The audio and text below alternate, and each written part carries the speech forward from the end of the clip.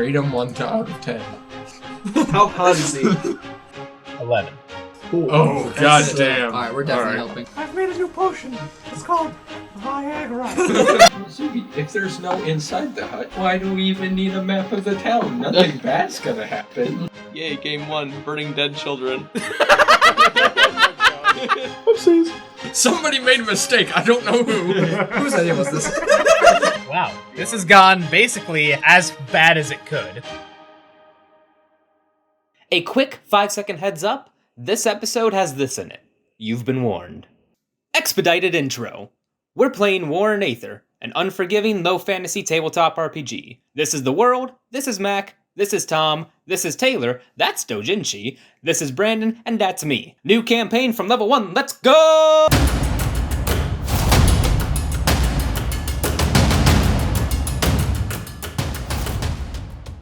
Today, we start our adventure with a young man of slicked back white hair and ice blue eyes.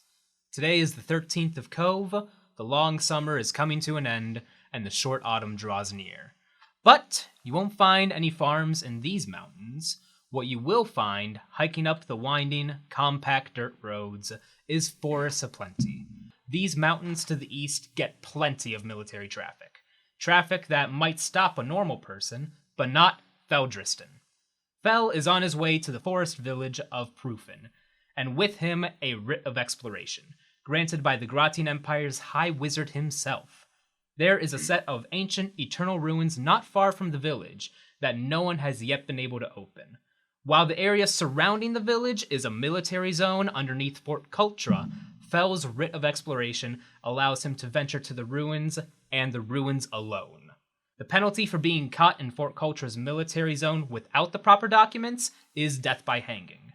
Feldriston arrives in the village of Prufin, a small village with thatched roof housing, simple cottages, but thanks to the lumberyard and the protections of the nearby Fort Cultra, the village of Prufin actually has the luxury of very simple spiked wall barricade that surrounds the area and allows the people to live in peace without too much fear of monsters. Fel, as you stroll through the center of the village, sun bearing overhead, the clanks of ironworks, sawing of wood, and the sounds of busyness surrounding you, you find yourself quickly approached by an older gentleman, one of bald head, thicker white beard, and dressed in simple robes, just kind of shuffling his way over to you. Oh, by the fates, we have a third one. Now, listen, traveler. I don't know why you're here, but you've arrived in Prufin. To the north, south, and east of us is a military zone underneath Fort Cultra. Being caught in this zone is pain of death. I offer you a place to stay in my home tonight, but I suggest you turn back the way you came come morning. Oh, yes, I am quite aware of the military zone and pain of death. I was made abundantly clear of that, but I have a writ of exploration to search these zones, and there's ruins nearby. You don't say. You're going to explore the ruins? Yes. I've heard they're locked. Yeah, I think I may have a way to get inside. Oh, I believe it's the whims of fate that have brought you here today. There are 2 others in a similar situation as yours. They're in my home. Come. Perfect. Okay. Yeah. What was your name again, Sonny? My name's Feldriston. What was your name? My name is William. Nice to meet you, William. Pleasure. Come with me. He walks you through the center of the village, leading you to his simple hut. As the alderman of the village, he has the biggest hut around, but it's still a very simple village hut. It's a cottage. The entire building is just one room with everything cramped inside. You open up the door ahead of you as he gestures you inside, and as you go to walk inside, you're immediately met with the smell of mead and meat cooking on the fire, a warmth that fills the air, and 2 people strangers you've never met before, sitting upon one of the bear furs in the center of the room, drinking. You have a man dressed in black, almost smith's clothing, with green fineries mixed into the clothing and fabrics, one of brown hair and a thick, bushy brown beard, as well as green eyes. And with him is also another man of shorter stature, one with long, flowing golden locks, a thick, long, braided golden beard amongst his blue eyes, and he's dressed head to toe in animal furs, keeping him warm, snug, and slightly protected. What do you do upon entering this cottage? So the old man has just led me into there? Yep, the old man has led you in. He gestured for you to open the door yourself, and as you enter, the two of you also see a man walking in of tan green fineries, something of a higher status, but pretty simple fabrics and clothes put together. A man of snow white hair with ice blue eyes. Very uncommon, but not unheard of. Yeah, so I think upon seeing them sitting on the rug, I'd move towards them. Oh, hello, my name is Fel Driston. I've heard that you are in a similar situation. You're going to explore the ruins nearby? Oh, I'm Cornelius. Pleasure to meet you, Nice Cornelius. to meet you. And you? Hi, I'm Roran. Pleasure to meet you. Roran and Cornelius, tell them about your business here. Oh, yes, I'm here looking for herbs and alchemical knowledge. Okay, outside the temple then? Well, I need a writ. Oh, you need a writ. I mean, does my writ allow me to bring people along with me? Allow me to see it. Well, it doesn't say you can't. Hopefully that's good enough. May I come with you? Yeah, I have no problem with it. The more the merrier. I could use help. I'd love to help you if you'd have me. Roran, what do you need to do around here? I was chasing a lead of someone I'm trying to find, but the trail has gone cold, so I'm just trying to gather some money and get some supplies. Fair enough. As two of them arrived just earlier today, this morning. Neither have writs. I was going to turn them away in the morning, but if you have a writ of exploration, perhaps you could venture into the forests. There are monsters, though, other dangers out there you want to be on the lookout for, ravenous animals and creatures alike. Give me but a moment, I'll be right back. And he shuffles out the door, closing it behind him, leaving the three of you. He seems like a nice man. He is. He gave us all this liquor. Who does that? Is there like another mug or something I can go and grab? Yeah, you go and you find a nice little pottery mug with a crack in it. Alright, yeah, I'll grab that and kind of pour myself ale and just kind of drop a couple copper on the counter. Yeah, I'm just gonna drop I'm gonna reach over and just take that copper while he's not looking. Do you actually want to? Roll skullduggery. Tom, do you want to try and catch him, or do you think Fel Driston's just not paying attention? I think, okay, so if I'm imagining the room, we got the rug, and then it's kind of like off to the side where the mug and the liquor is, so I'm just kind of pouring myself a cup. I think I just leave it there, turn around, go right back to the rug and sit down, and... While your back is turned, I just kind of yoink one of the coins. All right, go ahead and roll a skullduggery check to try and thief the coin away. 5. 5? Oh my God. So, Roran Rema decides he's desperate. Hungry boy. And he goes to refill his mug and try to swipe the 2 copper pieces off the counter. But in doing so, you only get one in your hand, the other falls off the ledge, and everyone in the room hears the echo of the ting, ting, ting, ting. Oh, hey, you dropped one of your coins. Oh, shit. Kind of pick it up and just kind of put it back on the counter. You notice one's missing. I must have rolled under something. I just kind of look around for a minute. God, that's strange. That's too much effort for me. I'll find it. You'll find it eventually. All right, so you're all here. You're looking for herbs? Specifically, Hope's Folly. Hope's Folly. What is that used to make? I don't know. Oh my God! Yes. That's not in the message that I got. It's a poisonous plant, but if I can find a way to negate the poison. It has amazing regenerative abilities. Fascinating. I'd love to see what you do with it if you can get it to work. I need to find it first. That's why I have my shovel. Well, whatever we find in the runes, I'm willing to split. The knowledge, Great. of course, I will be taking for myself. I can't read, so that's fine. A knock on the door. I was just kind of looking to both of you like, okay, get up and go over and open the door. Hello. The door opens, and you see the silhouette. The door opens, and you see the silhouette of a tall, hulking, muscly man, clad in very basic leathers and armor. And you see behind him is William as he just, go on in. You see this man takes a couple steps into the room, a man of blue eyes, salt and pepper, kind of like that gray speckled hair, slicked back, and just this beefcake of a man walking in. And slowly behind him walks in the Elderman William to introduce. This is Will, no relation.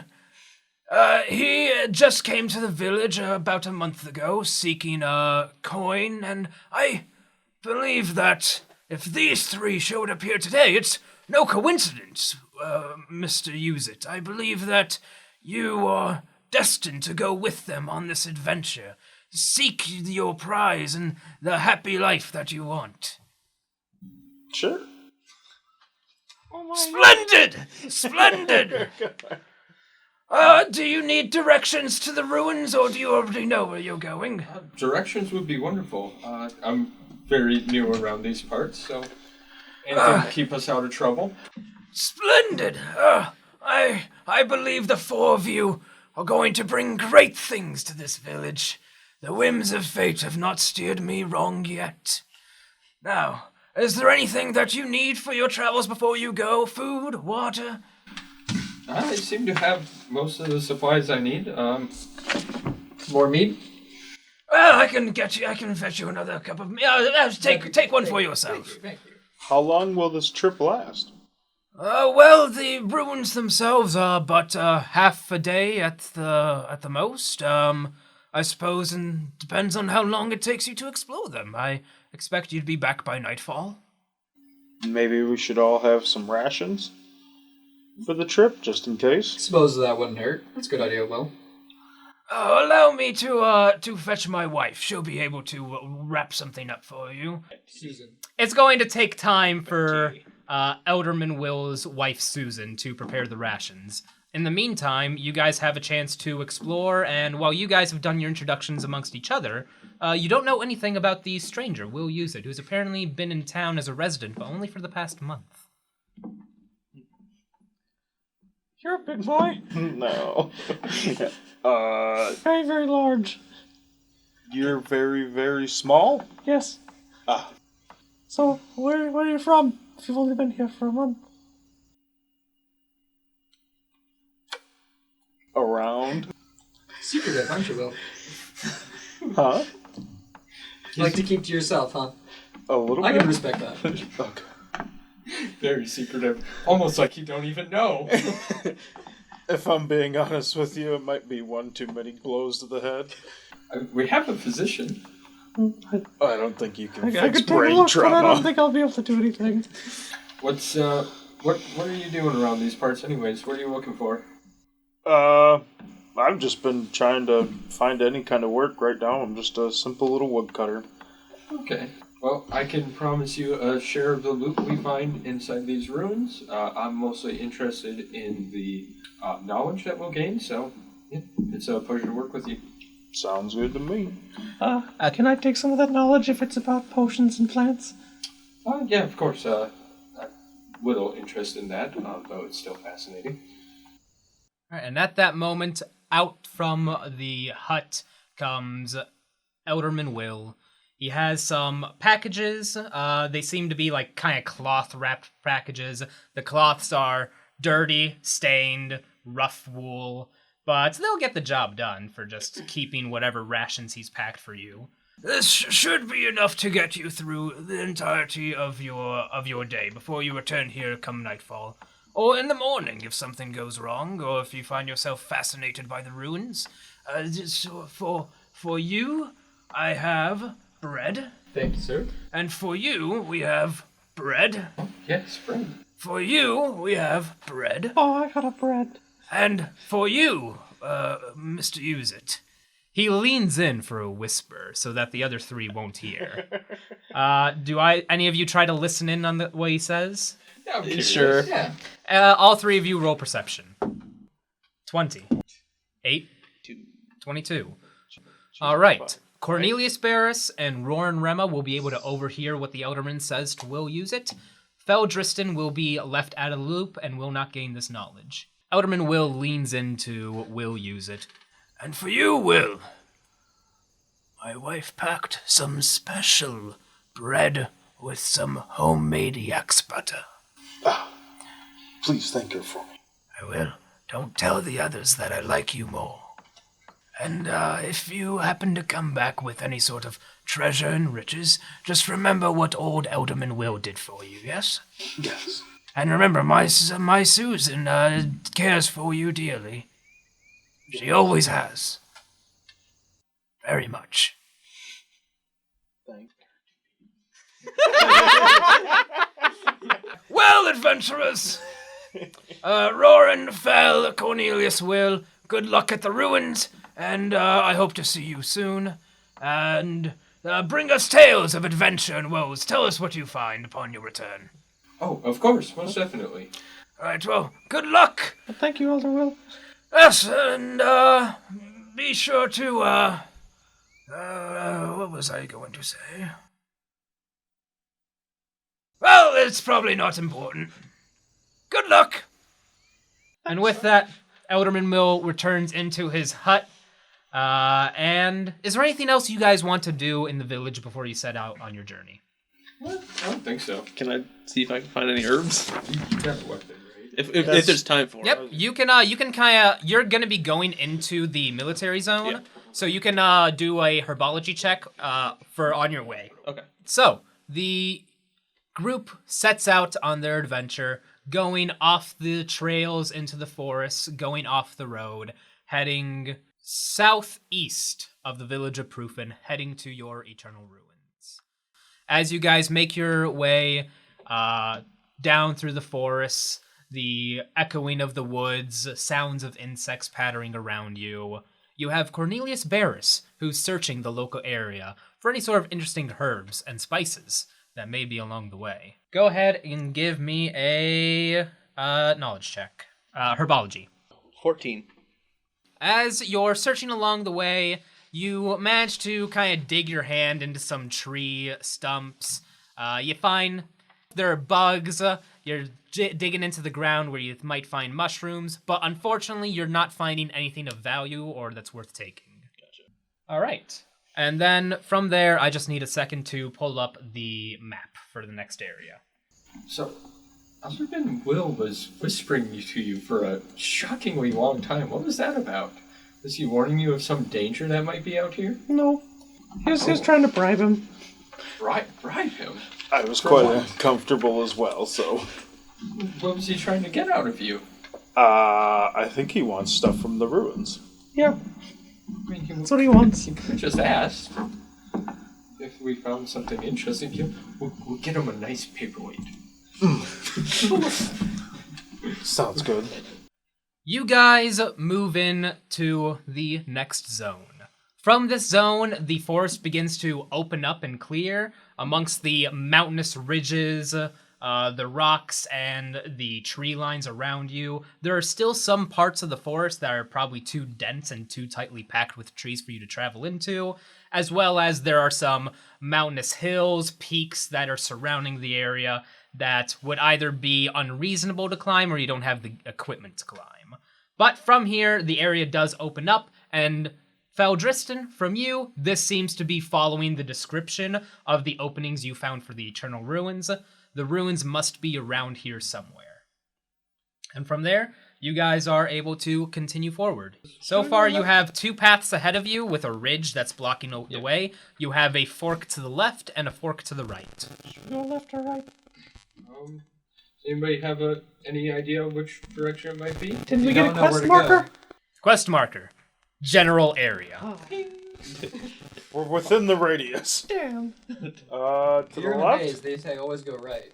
I was gonna go left. Let's try going left. To the straight left of you guys, along your leftern side where you can't see any vision past that, the tree line gets too thick, and there are some rocky paths and ridges that are blocking the way. Alright, this seems normal enough. Ooh, look. A pond. Another split. Everybody roll perception. Alright, so Mac with 4. 3. 3. 11. 11. 11. Luckily, this is pretty out in the open, so while Fel, Dristan, and Roar and Rema are completely blind and just looking blankly ahead, this is something that Cornelius Barris and Will Usick can spot. Is across the way on your guys' right of the map. Across the pond, you can actually see what appears to be almost like a black moving mound. And as the two of you kind of investigate and take a closer look, you realize that there is some sort of battle site off to your right, and those moving mounds are actually a couple hundred rats. Oh I've That's seen a this lot of before. rats. Roran! Across the pond! Yes, that's very unsettling. Do you think they see us? I don't know. Let's try to keep it that way. For now, whether the rats have spotted you or not, they seem to be preoccupied with what appears to be a human body. You can't tell how old the body is from now, but you can tell it's pretty small in size. That's Should we investigate? maybe we should. It feels like the right thing to do. And you also see no. you also manage to spot a strange thing floating in the pond that catches your attention. And as your eyes are drawn to the floating object, you realize that that's a body floating in the pond. Oh no! This is this is uncomfortable. So I am very uncomfortable with this, but I think we have to investigate this. This is Okay. okay. Maybe we can just shoo them away. I'm gonna draw my shovel. Guess Would it's I have crossbow knowledge time. of rats like this because of my backstory? Not particularly, but you can roll knowledge animals to identify the rats and their traits. You guys can all see the rats, you can all roll it. Brandon, if you failed this check, I'm going to be seriously disappointed. You are going to be disappointed. No, I'm not. 3. You came uncomfortably close. I rolled a 10. 10? 18. 18? 9. 9? All right. Let's see. I rolled a 1, dude. All right. You guys have, in fact, exceeded the DC by 10 through the use of Roar and Rema. The DC was 2. Roar and Rema is the one who's got the highest, so in this time, you'll be able to divulge this information across the entire party. What you are dealing with are rattling swarms. This is a small swarm of 100 rats per swarm. The rattling swarms themselves have an HP pool of 6. Once you've gotten rid of the 6 HP, whether it's a fluff of you've killed the rats or you've spooked the rest away, either way, the swarm has been defeated. Any sort of knowledge you want about these rattling swarms, you are welcome to. You've exceeded the DCs. You can know anything you want to know about them. Alright, guys, they're just rattling swarms. I think we can take them. They're not very strong creatures. I hate rats. How fast do they move? They move 20 feet, 4 squares. And let me specify that you can have any information you want right now. Yes. Once we move past now, all that information is locked unless you remember it. 20 feet, no armor. What's the dodge? Their defense is 15, base and total. What's their Never attack? mind. They have one attack is nibbling. It has a +7 to their attack roll, 1d4 edge damage, with a critical of 20 by times 2. Let's kill these rats.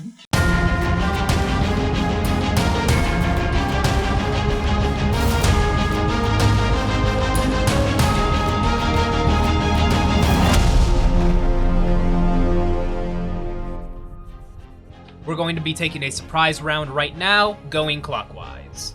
So, surprise round, let's start off with Roar and Rema. What does Roar and Rema do? Alright, I'm gonna get in range. I'm gonna fire off a shot with my crossbow. Delightful. So yeah, you're in range to take a shot at either swarm number 1 or swarm number 2 at no penalty. Alright, let's go swarm number 1. I'm gonna line up my shot. Yeetus deletus. And I... 5. Unfortunately, Roar and Rema lines up the shot, and he misses the first bolt. Damn. What does Feldristan do with his surprise round? Yeah, I'll move up to there. Area, range, damage, water, base 1, and then I will up it by... Let's just do 2 extra points. Alright, so that's 7 seconds of cast time. The first round finishes now. The spell will go off next turn, whether you like it or not. So, Feldristan begins casting his water spell with fluid movements as he postures his body. Cornelius Barris, what are you going to do with your surprise round and shovel? You gotta get closer. Anything else you want to do? I'm a shovel. Alright, Cornelius postures himself closer, and then it goes to Will Use It, the final in the surprise round. What would you like to do with your turn?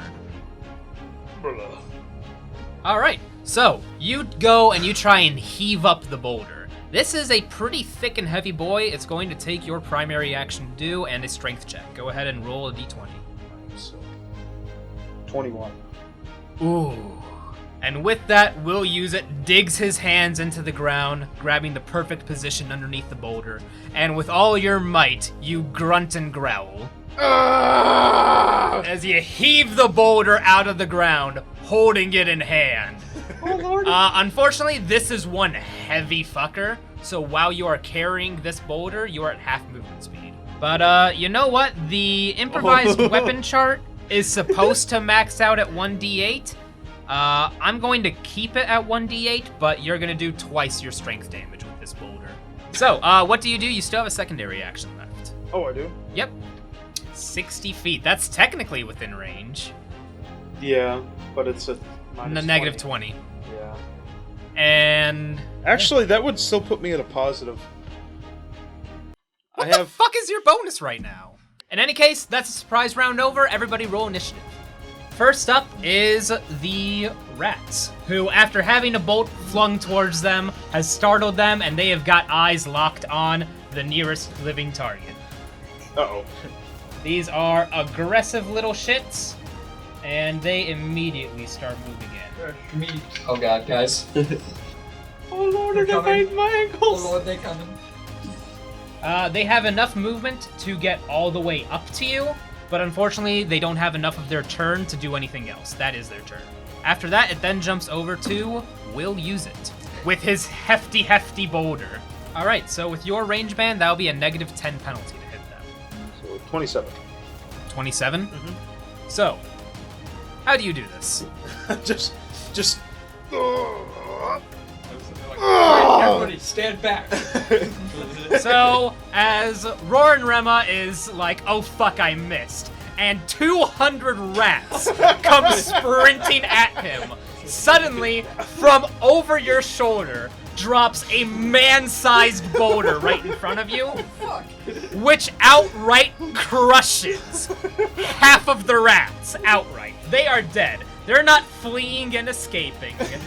They're just... You've killed 100 rats splattered on the ground with one boulder. It works. After that, it then jumps over to... no, it goes to Roar and Rema. What the fuck just happened? Jesus. Alright, so I need to reload. That's my secondary action, right? Yep. Alright, that is now impassable terrain for what it matters. So I've reloaded. My hands maybe slightly shaky after what I just witnessed. And I'm gonna fire upon the only rat swarm left. Yep, there's still 100 of them fuckers there. Yep. And I'm still terrified. 16. 16 is a hit. Roll damage. 4. Alright. You fire a crossbow bolt, and it launches into the ratling swarm, dealing some damage, harming the rats as a greater swarm. After that, it then goes to Cornelius Barris. I'm hoping that Feldristan can shoot through me. We'll find out. Then I'm going to. Hit it with my shovel. All right, you go to smack it with the shovel. Roll your attack roll. Ooh. 19. 19 is a hit. Roll damage. So 1d4 minus 2. It's 2. So 1 damage. So, with a minimum of 1 damage, the rattling swarm is still alive, and it goes down to Feldriston.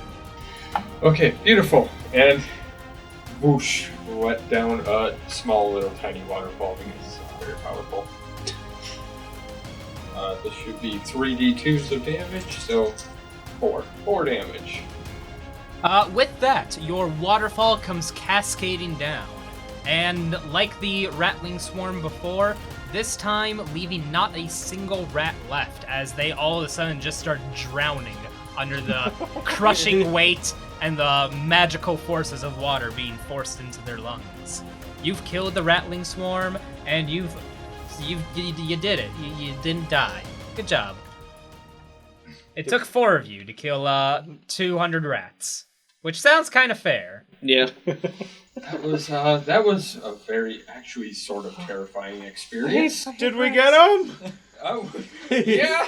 You Okay. got most of them. They're dead. Everybody gets plus 30 XP. So, you guys begin to, you guys happen across a battle scene. One that appears to include a lot of scuffle, a lot of blood marks, but it'll take a survival check for you to be able to draw a scene from it. Oh boy. I got nothing in survival. Let's go, boys. 8, 3, 19. 19, 5. 5. Cornelius, have plus 5 XP bonus for getting the survival check. So the first thing that you guys notice is that there are 2 children's bodies.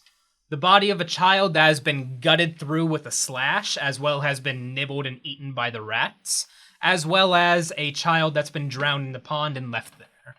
Cornelius, as you begin to investigate the scene, the footprints around the area, the scuffle, you manage to not only find a worn dagger that's been left behind in the dirt, but you also start to paint a picture of what happened. From what you can tell, there were, at one point, 3 children resting by this campfire in the woods, until what appeared to be about 5 sets of metal footsteps, likely that of Gratian soldiers, came through. 2 of the children were killed, and the last one was taken away back up north. And additionally, I want you all to roll a perception check as well. 19. 19? 13. 13? 21. 21. 13. Cornelius, another plus 5 XP bonus. As you begin to investigate the area a little bit, you manage to find a little dirt mound nearby this campsite where you kind of unshuffle the dirt and you find a very small lockbox. Inside the lockbox, you actually manage to find some stashed away coin, as well as what appears to be something that looks like a map of sorts, very crudely drawn, clearly made by a child, that shows this vague area, a X mark on the location by the pond, put inside the lockbox that was buried with it. It's basically a map to the treasure with the treasure that was buried in it. Okay. But it also does show a home symbol over by the capital city of Sudanine. As you are passing the note around and you guys are all investigating it, you can very clearly tell. The drawings are clearly that of a child, but there's more acute notes that detail the areas and have steps for how to find these things. And you can tell immediately these are the handwritten notes of Fiat.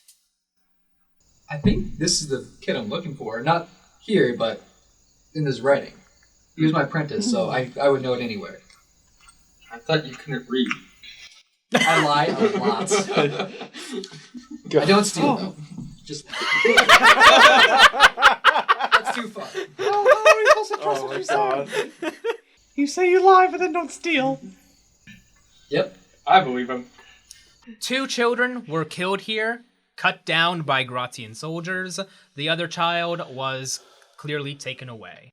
As for the coin that was stashed away, you guys find a grand total of 3 silver pieces and 28 copper pieces. It is up to you to decide how or if you want to split it. All right, so a silver piece to Roran Rema, Cornelius Barris, and Will Use It, and 28 copper pieces to Feldristan. You guys are all very familiar with the lore of the world in that bodies that are not burned have a very high chance of eventually coming back as the undead. Anyone start a fire? I've got a flint and steel. I can start a fire. That campfire's right there, so I'll just kind of like restart that. I I'll can help get you the throw the body bodies from the in. leg. Well, through the power of teamwork, it takes about an hour or so to get everything set going and together, especially to make sure that you don't start a forest fire. It takes a little bit of time. The sun goes noticeably down a little bit, but you still got quite a bit of daylight left. Will Use It fishes the body out of the pond. You guys get the child's ravaged body from the battleground. Feldristan starts the fire. You guys put the bodies onto the fire and begin to burn them and lay the bodies to rest. Yay, game 1, burning dead children. Probably deserved it. Oh, good lord. As you round the corner of trees and rock boulders, you do happen across the Eternal Ruins. Before you guys, you see an Eternal Ruin that has been taken by nature and overgrowth. Vines and trees litter the entire area. The pillars supporting the roof are starting to crumble. A small stairway leading up to this grand platform that leads to a massive oval stone door. More than anything, from the immediate exterior look of this place, it looks like the foundation of where you're standing is supporting the roof of the building. There's no first floor or second floor. You can immediately see that this is an underground complex. If you could only get that darn door open, which no one before you has been able to do, then maybe you'd be able to explore the facility. Oh, if only. Here I come. Feldristan approaches the door. Okay, so according to my research and cross-referencing other ruins similar to this, I believe it needs to be opened with magic. I'll just kind of put my hand on it and channel a little bit into it. All right.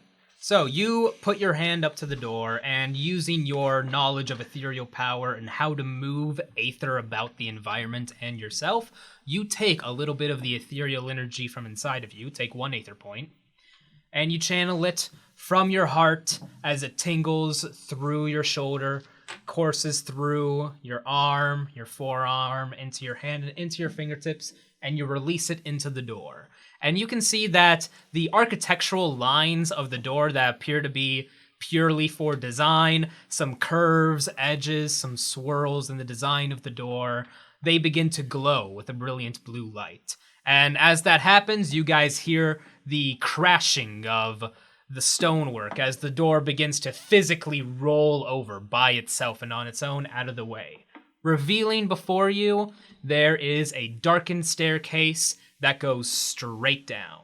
As the door finishes rolling off to the side, dust crumbling, one of the pillars even collapses off to your left. This place is clearly in an unstable foundation, unstable position, but when the door finishes rolling, you see that there appears to be a glowing light of lines, what appears to be glowstone, lighting the way down into the staircase. But not normal glowstone. Glowstone that you guys are familiar with would only be a light at night. But this glowstone is glowing red during the day. So there's like a bunch of it up in the ceiling? Yep, it's a physical stone that's lining the creases where the wall meets the ceiling, and it goes all the way down into the staircase and into the facility, so lighting like the entire area. One giant piece of stone. Yeah. Okay, instead of like just kind of super glued up there. Instead of like little small sockets. So it's Yep. like the like strip LED lights. Yeah, it's like a strip LED light of red glowing stone, which you've yet to see the likes of yet. Has anybody got hammer and chisel? Okay, I have a shovel. I have an axe. I got a blacksmith hammer, but I don't know, it might be a little big. Well, you can use his hammer to hit my axe, and we can chisel. Would that be possible? Possible. You can always try. So it doesn't I collapse. want to get like a small little sample piece knocked out Oh, of there. should we maybe try on our way out? That's actually a smart plan. This place looks That's, pretty that's unstable. not what I'm worried about. It'll be fine. Yeah, considering that pillar. All right, we'll remember it. We'll remember it on the way out. I hope. All right. And so the group ventures into the Eternal Ruin. So, returning to the game, the party of Roran Rema, Feldristan, Cornelius Barris, and Will Use It go in to explore the Eternal Ruin. Before you, in the darkened corridor staircase leading into the ruin facility below you, with the redstone in the ceiling wall corners to light your way. What do you do? It's your turn to go. Downstairs. And as you guys are making your way down the steps, you do hear a noticeable rumble from the building outside. You can hear what sounds like another one of those pillars from the outside has likely collapsed. Oh boy, this is probably safe. Let's keep going. Yeah. I sense time limit. Actually, two. Actually, while we're at it, could I make a quick roll on thoughts on that? That's engineering. I have no engineering. Never mind. You could always try.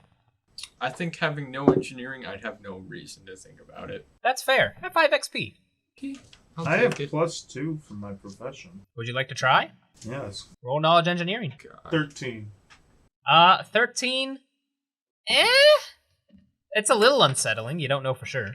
You open the doors, and ahead of you, there is a corridor. Noticeably dusty and dirty, but mostly intact. As you enter into the short corridor, there are multiple doors around you. There's 2 immediately ahead of you, as well as 2 different sets of doors on either side of you to the left and the right. One of those sets of doors appears to have been barricaded with old bags of what was likely rice, sand, barricaded with basically probably whatever they had. Well, that's strange and slightly unsettling, but It's very unsettling. whatever it was, probably dead by now. It's been a very long time since anyone or anything should have been in here. I'll take that risk. Which way do we want to go? Any preference? Right? Check the barricaded door. Probably leave that for last. Best to leave that. All right. All right. You guys continue down to the corridor to your right.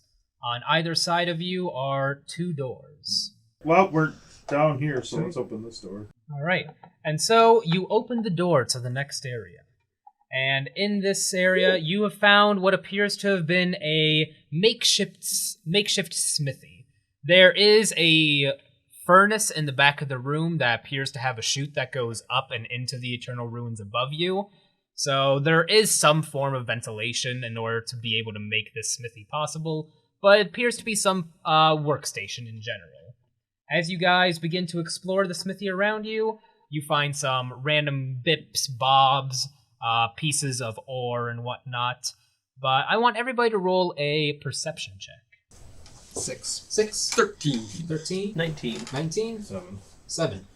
As you guys begin to explore the smithy area, you don't really find anything of interest. Most of this is pretty cheap and normal tools, things that would be easy to acquire on the surface as is, but these are much older, worn down, heavily used, something that would probably crumble on the first actual use of it.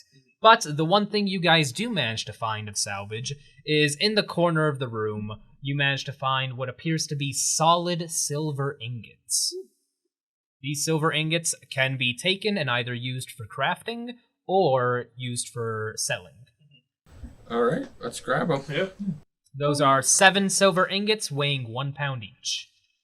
All right, but with that, you've explored the entirety of the smithy. There's not much here and not particularly much of value, but you have managed to acquire 7 silver ingots, which once again could be used for crafting adventures in the future, or you can sell them off to make a small profit. Well, that's just wonderful. Amazing. To the next door. Excellent. Let's go across the hall. You return to the door across the hall, and as you try to open it, you notice that this door is locked. Can I, kick it down? You can try to kick it down, or you could try to pick the lock as well. Before we try and kick it down, Is there like an actual like lock section there? Yes, there is an actual lock mechanism. Could we grab like a hammer and chisel and just pop the lock out? It's not like a padlock, it's a built-in door lock. Can we break the knob off? Just blast your water in it, rust the internals. Just give me a few years, guys. I'll get in there. Can anyone pick a lock? No.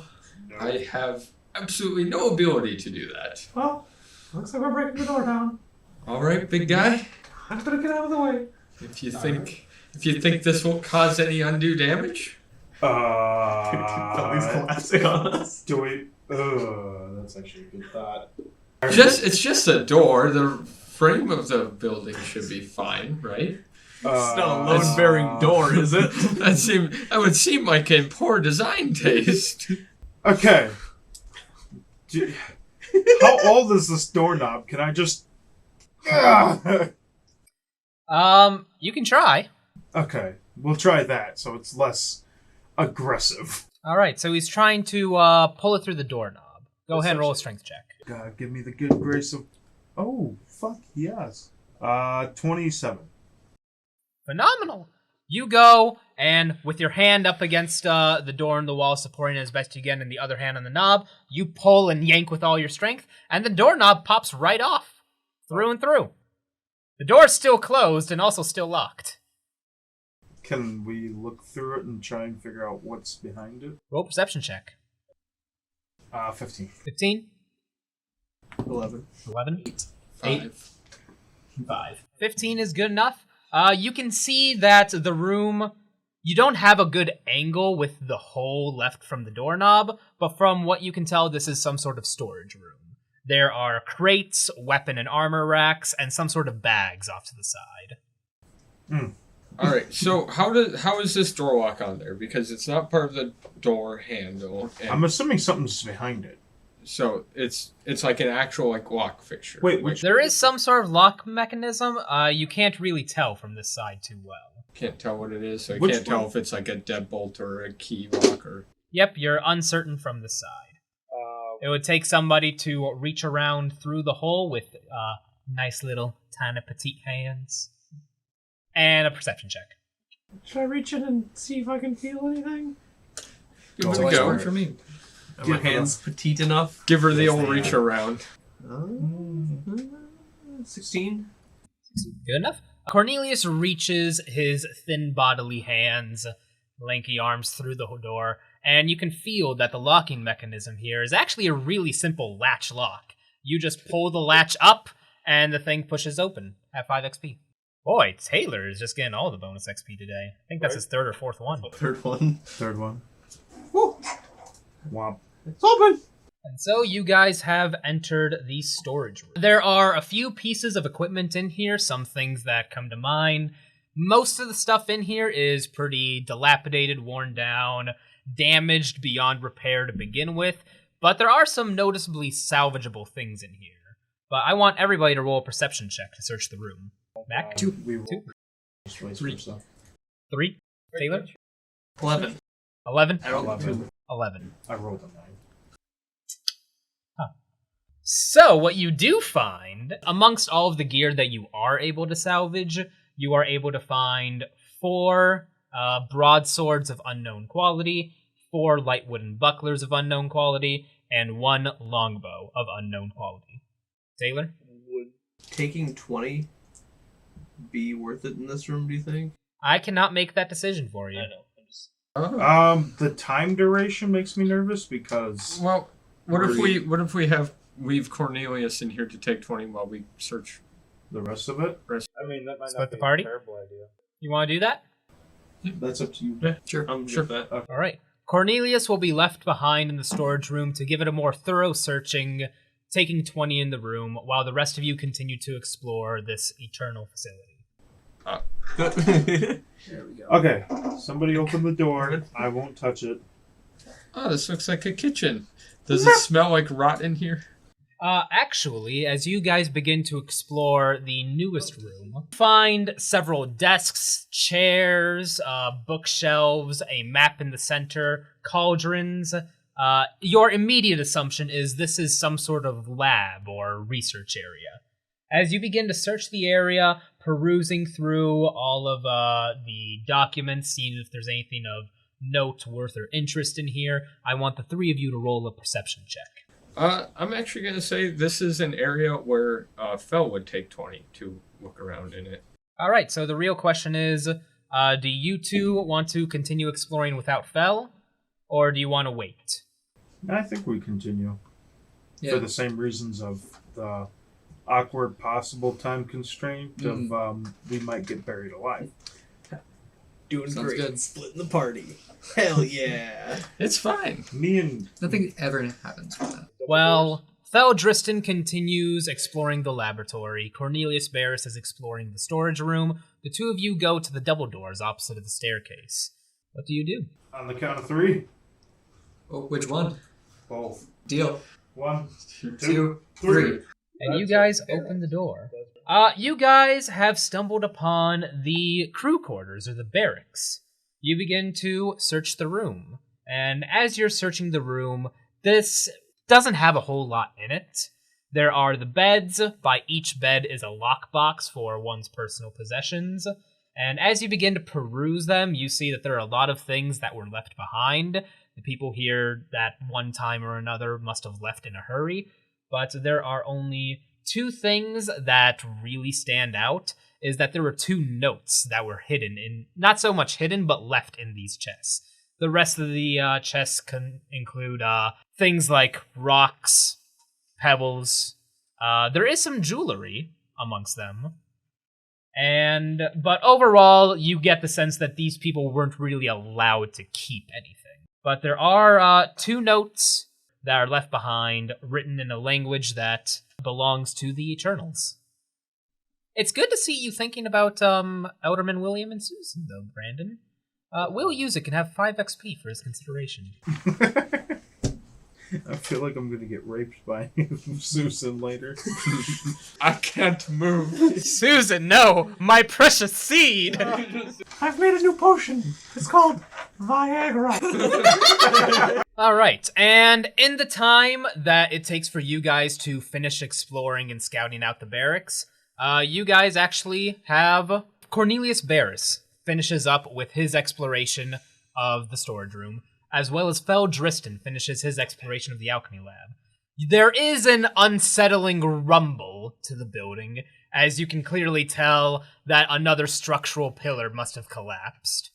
But how much time you do or do not have, you don't know. What you do know is that you've taken the time, and you've found some goodies as a result. What is your total bonus for taking 20 on perception? Total between 9, so plus 9 perception. 29. And Tom, what was your total bonus for taking 20? That just puts me at a 20. At a 20? Alright, we will start with what you found in the storage room. And amongst the other equipment, which nobody actually picked up or looted, you did manage to find that there was a creaked floorboard, one that was loose and very easy to move. And when you popped it off, you actually found inside was a crate hidden underneath that floorboard.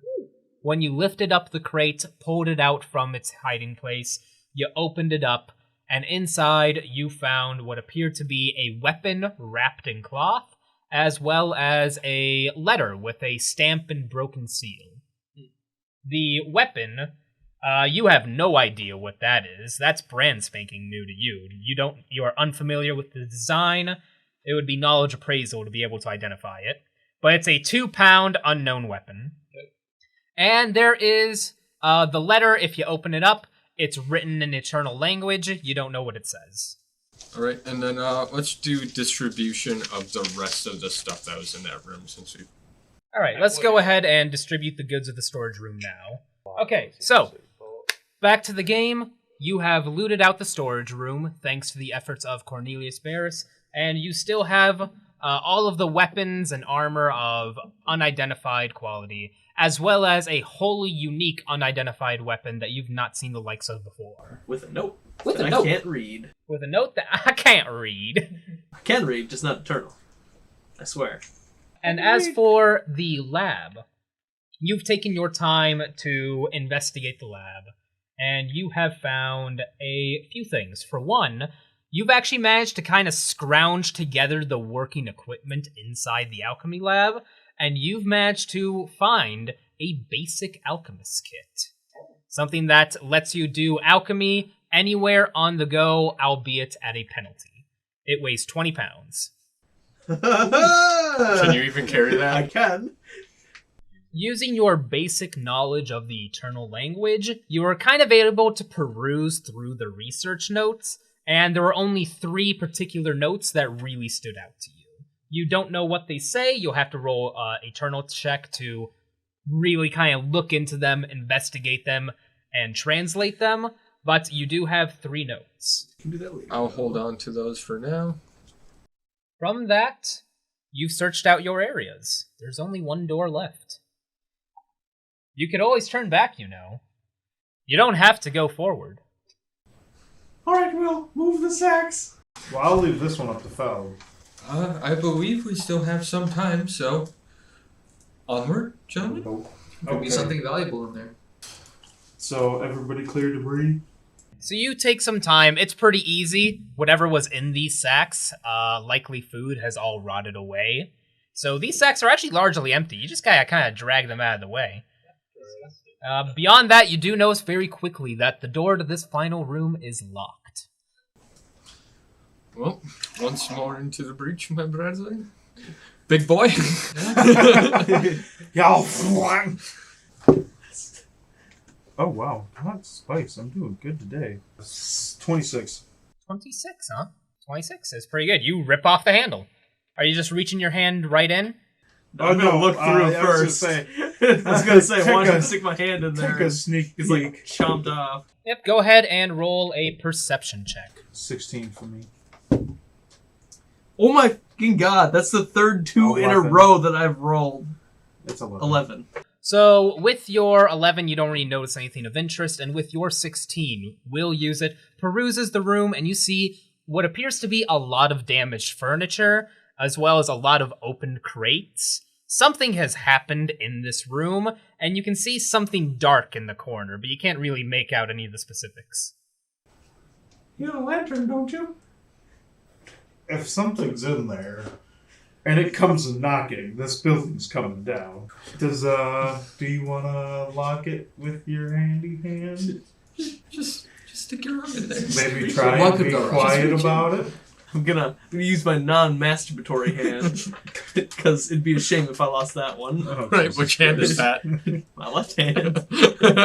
I'm losing my hand. I'm so scared. Well, try and sneak so you can at least attempt it. I have no stealth. Doesn't matter. Try it anyway. Go ahead and Try stealth. If you want to try and be sneaky about it, that's going to increase the difficulty of the perception check. Oh, awkward. And I'm just gonna do the perception because I've been rolling. So you wait and see there's nothing behind it. Okay, That's actually good. that is 21. 21. You do successfully manage to reach your hand around. It's easier this time. It's a exactly similar locking mechanism to the previous door. And you unlatch it, and you're able to push the door open. Before you guys walk in... Stop! I'm You drunk. step into the room. I didn't mean to step into the room. You What was stepped I into thinking? the room. I know, I made a mistake, you fool. And you see immediately off to the left, you hear the sniffles as you see what appears to be tiny, small, 2-foot tall creatures. Humanoid in appearance. They have pale yellow skin. They are completely naked, but have no genitals. They're carrying what appears to be small makeshift clubs and hatchets, as well as pointed ears and yellow glowing slit eyes that resemble that of a cat. And as soon as you step into the room, all 6 of these little things begin to swarm around you. And so, Brandon, they begin beating the absolute ever-loving shit out of you. What is your defense? 4? Alright. You got, yep. No crits. 2 of them have what appears to be short swords, 2 of them with axes, and 2 of them with clubs. That's nice. Do you have any armor? No. Oh, Brandon. I'm going down, aren't I? Oh! I made a mistake and I walked in the fucking door. Brandon, how much health do you have exactly? I'm level 1. How much health do you have exactly? 14. You have no armor? No. Ooh. Well, the little pale, monstrous humanoid creatures begin to swarm around you, stabbing you with their swords, hacking you with their hatchets, and beating you with your clubs the moment you step into the room. And as they do so, you take a grand total of 17 damage. Oh. Ouch. For one, that is going to be greater than half your health in damage in a single round of combat. Yeah. So that's going to be a limb check. Let's start with that. Nope. What'd you get? 13. 13. DC was 17, so you're going to lose a limb. It is going to be your left leg. Will Use It has had his left leg maimed by these creatures. That is going to be plus 30 XP. You are currently bleeding, and you have all of the debilitation penalties of having a maimed left leg. In addition to that, you are going to be ending this turn off with -5 health, correct? 3. -3. Ending this turn with -3 health, so what I need is a threshold check. Roll Fortitude. 14. 14. For now, you've passed. But if you're not tended to quickly, you will die. Yeah. Isn't Fortitude? Oh, it's 10 plus negative health, isn't it? It's 5 plus negative health. Okay. But you are bleeding, so that's 1 health every turn, and you have to re-roll the threshold check every time you take damage. Other than that, we are now in combat rounds. Everybody roll initiative. Oh no.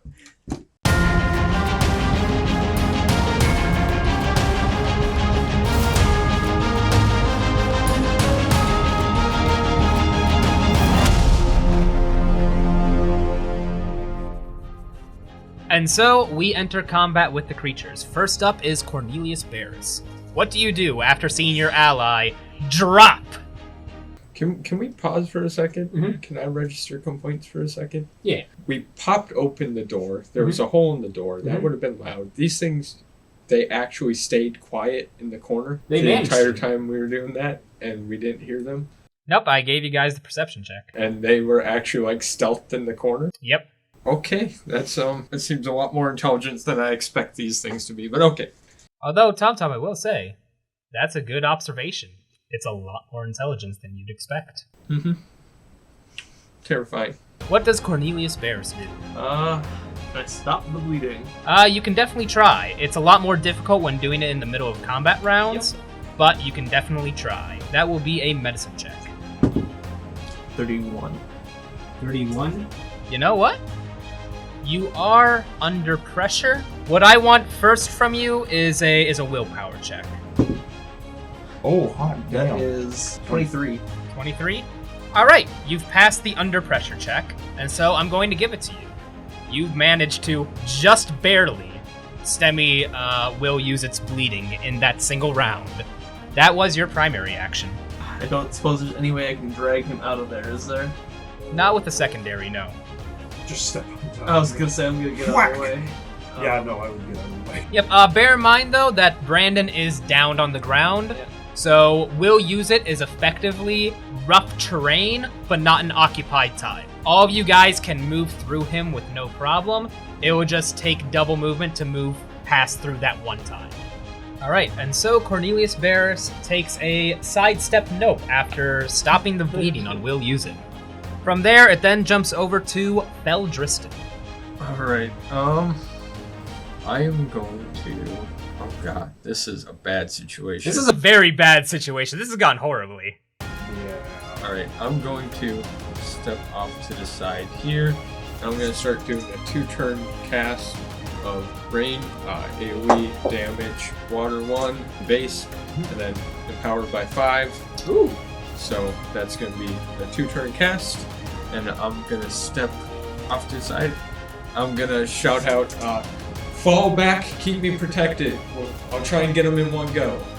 Perfect. And with that, from Feldriston, it goes down to Goran Remo. Well, I hear him say fall back and like, don't need to tell me twice.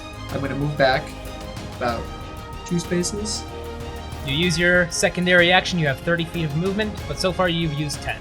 So I'm just gonna take fire on one of those little things. Alright, go ahead and you take fire at one of them. Roll an attack roll. 14. 14? 14 is actually a miss. Okay, wait. So that'd be a 16. 16 is a hit. This is technically his second time playing War and Aether. We expect you to be more experienced by now. Come on. Taylor's technically his second campaign, although the first one he had really fucky equipment and wasn't playing for real. I had a gun. Tom and Brandon are the experienced ones here who know what they're doing. So, from there, you've taken your couple steps back, you fired your crossbow bolt. 16 is enough to land a hit on that particular creature. Go ahead and roll damage. That would be 11. 11 on one of the monstrous creatures. And with that, you actually manage to see that one falls over dead. Anything else you want to do with your turn? You do still have your remaining movement. Yeah, let's step back 2 spaces. And then after Roar and Rema, it goes to the creatures. The unidentified creatures see the dilapidated, maimed body of the man they just beat. And they begin running out. Oh no! Oh, jeez, guys. Oh, here they come! Running around, and they go. The firing squad goes to beat you. What is the defense of Cornelius Barris? 13. 15. 13. 13. Actually, that's a miss. And a miss. That's a hit. And a hit. And a miss! Ooh, That's actually really good. Alright, that is a total of 6 damage. That's half my health. Yep. That's half exactly. Yeah. That's limb loss range. Go ahead and roll a debilitation check. Debilitation checks are equal to the damage received at the time you roll the check. And you roll a debilitation check when half your health or greater is lost in a single round. 16. 16? You've passed. You've not yet lost a limb. Alright, and that is the creature's turn. After that, it then jumps back up to the top with Cornelius Barris. Smack one and run away. Run away. I swear to God, if they have fucking attacks of opportunity, I'm gonna be so pissed. I'm gonna be so pissed. They're pretty. This is pretty low level. I don't think Zuby would be that big of a dick. I've read the book. I'm gonna hit him with my shovel. 19? 19. That's a hit. It's 2 damage! And so, with your shovel, you've gone and you've slammed it on the nearest creature. Alright, and then I'm going to Take a step back. take a step back. And then after Cornelius Barris, it turns over to Feldristan, whose spell finishes casting this turn. 15. So I'll move up to here. I should be able to target right in the center of this entire group, right? Yep, with that, you can target either an enemy, or you can target the corners of tiles, and then the AoE explodes based on that. I'm powered by 5, so that should be 6. 6d2. 6d2. I'm going to do evens and odds here. 9 damage. 9 damage. How do you do this? The area there, I just flood the whole area with like water. It just kind of holds there and just murders them, and then it just Like collapses a water down. cube. Like Yeah. a water cube. The water seems to be super effective on them. These creatures are pretty small, frail, and weak. You can hear the crunches of their bones and bodies break as the water blasts downward. The water begins to flood the hallway, go into the laboratory, pass through, leaving a small trail of blood through Will Use It as it floods into the area. But with that one spell, as the water begins to dissipate, you see all of the creatures have stopped moving. Every single one of them has died. Well done. You did it. I did it. Magic works. I'm going to give TomTom plus 5 XP just for that. Gotta do quick recovery on, because he's still Please do. in the negative. I'm gonna save you. Just for medicine. Oh my God. 19. 19? You know what? You're going to be just short of the DC, but I will throw in a little bit of divine intervention to say if he can pass a DC 15 fortitude check, I'll allow it to pass. Oh my God. This is gonna pass. Oh, I rolled 15! Yes! 19 total. All right, Oh my god. you can have it. Ah, damn it. So he's in -1. Actually, wait a minute. So, you guys are going to gain XP right now. With that, for the 6 yet unidentified creatures that you've defeated, everybody gets 150 XP. Oh god. And Taylor, actually, I want to give you a bonus 5 XP for successfully saving Will Use It. And Brandon, I want to give you a bonus 5 XP for successfully not dying with Will Use It. So, Brandon has leveled up twice. They got all of their XP from fighting off the creatures in the room, but because Brandon has lost a leg, he got a bonus 30 XP, which was exactly enough to level him up twice. By leveling up twice, he went from -2 health, -1. -1 health, up to +7. With that knowledge out of the way, let's get back into it. So you guys have just finished killing the creatures, and Cornelius, you go in to start tending to your friend and recovering him, when suddenly Will Use It gasps for air. My fucking leg! Oh no! Oh god. Anyway. I think Fel just kind of walks by, just like, hand on your shoulder, just, you are one tough motherfucker. Holy shit. Do you two want to search this room? And I'll take him out of the... I'm gonna study these real quick, and I'd like to do monsters. All right, go ahead and roll monsters. Little disgusting things. 5. You didn't even get half DC. You have no idea what they are. I rolled a 1. These days, getting half the DC is enough for you to identify what the creature is and what the threat level is and what the category is. Just none of the finer details of strengths and weaknesses. You have no idea what it is. How much does one of these weigh? 20, 30 pounds. They are also very thinly. Can I just, like, pick one up and just, like, yes. take this with me? Can I do a... All right, Cornelius Barris is doing a knowledge monsters check to identify the creatures himself. That is, oh wow. 21. 20. 21 and 20. You guys have successfully identified the creatures as lesser gorglings. Lesser gorglings make up the base of the unintelligent armies of the gorgling horde of the underworld. Minimally, they are a threat when they're just individuals, but their real strength is in greater numbers, in the hundreds and thousands. Yeah, those are gorglings, and where there are lesser gorglings, you can expect a scout pack, which means there's probably more behind them. From investigating the room, you can see this room is filled with broken and destroyed furniture, and there is a noticeable cave floor that goes somewhere deeper underground, and you can even see bits of the blue glowstone sprawled around that cave floor, which currently it's daytime and they're not yet glowing. Beyond a quick search of the room, you find that anything of valuable that was in here was clearly ransacked by the lesser gorglings. We're out. Yeah, we should go. All right. Well, seems to have been ransacked, and we ransacked the rest. Let's just talk that out. For this place collapses on us. Do you want to try chipping off a piece of the red glowstone? Yeah, yes, that would be nice. Let's do it right next to the door, just in case. Yeah, we're doing it right next to the door. All right, go ahead and roll a... Let's go with an engineering check. Does anybody have engineering? No. All right. Okay, so that's me and Thomas? Yep. And you're currently using me as a cane, just FYI. Oh, 16. 16? 2. So, Will Use It reaches up to the ceiling corner of the stairs and chips off some of this red glowstone, this strange material, but you do manage to get about a pound of it together.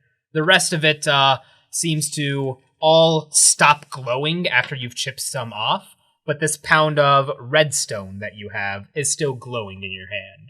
And after you've pocketed the 1 pound of glowing redstone, Feldriston, you can hear him chipping away until eventually you hear a very noticeable crack. And from there you see a crack form out of the redstone, into the ceiling, and you see the crack just... Everybody Time go! to go. Somebody made a mistake. I don't know who. Whose idea was this? Oh my god. And as a personal note, so glad you saved the redstone for last, because Oh my god. 100% you could have collapsed the entire building ahead of time and just done none of this. Well, at least we're sealing off the hole. Yes! Ah, yeah. Yeah. You know what? 5 XP all around. Huzzah! From that, you guys run out the entrance to the ruin, back into the outside world, where you see dusk has fallen onto the area. So, you guys exit the Eternal Ruin as you can hear it crumbling, crashing, and collapsing behind you. You've come back to the outside. You can hear crickets chirping in the distance as dusk has fallen upon the area. The sun is beginning to set. It's magic hours. The silhouettes of the trees flitter about in the distance. But as you guys come out, you can also see that there is a light in the distance. A light as well as what sounds like almost a whoosh in the air. And you hear somebody shouting, "Back! Back, you vile fiend!" What do you do? Help him out. This way. You guys see beyond that there is a man figure. Rate him 1 out of 10. How hot is he? 11. Ooh. Oh, god damn. Alright, we're definitely Alright. helping. Wait, Yeah. is this a medieval 11? Yes. So, beyond the way, you guys see a man who has a brown beard, a twirled mustachio, dressed head to toe in what appears to be cheap but heavy armor. This man appears to be wearing colors similar to that of the Gratian Empire, the classic blues and whites, but he lacks the Gratian emblem, as well as any real Gratian soldiers would not have such shit equipment. And surrounding him are 3 further, very small creatures. They look almost similar to the creatures you were fighting before, but these creatures are black as night, like just straight silhouettes. They possess tri-clawed hands and feet, and 2 horns. This man has a great 2-handed sword with a very thin blade that comes to a fine point, and he is trying to stab into these creatures, yelling, "Back! Back, you vile fiend! You will not take me this night!" You guys can see this very clearly, as even in the dim dusk of the setting sun, he is wearing an oiled lantern on his side, lighting the area around him. Right. I think I'd just Is call this- out, "Run back towards us, we'll help." I was gonna say, is this a surprise round for us? Not anymore. It is now, everybody, roll combat initiative.